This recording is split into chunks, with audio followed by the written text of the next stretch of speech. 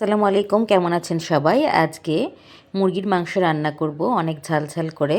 দুপুরবেলা আমরা খাওয়া দাওয়া করব, এই জন্য মুরগির মাংস, পেঁয়াজ, আলু, আস্ত রসুন, শুকনা মরিচ, কাঁচা মরিচ সব রেখেছি। এগুলো মাংসের মধ্যে দিয়ে রান্না করব।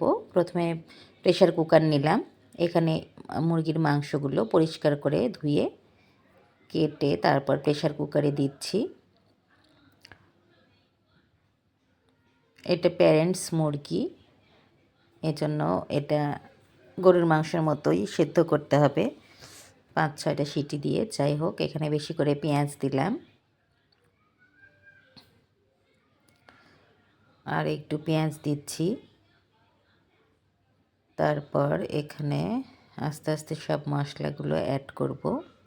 এখন দিচ্ছি লবণ, শুকনো মরিচ, আজকে মরিচ একটু বেশি করে দেব, 2 চামচ দিয়েছি। এবার দিলাম হলুদ গুঁড়ো,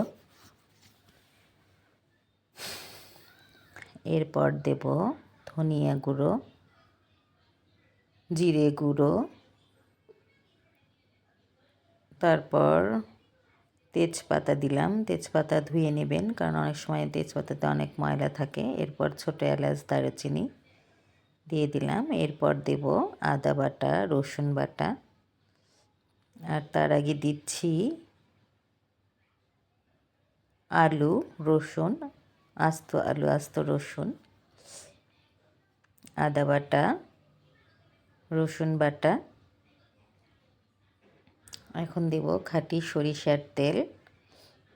এটা একটু মেখে নিলাম। মেখে নিয়ে একটু ঢেকে দিয়ে মাংসের যে পানি আছে এটা দিয়ে একটু কষিয়ে নেব। তারপর পানি দিয়ে 4-5টা সিটি উঠাবো প্রেশার কুকারে।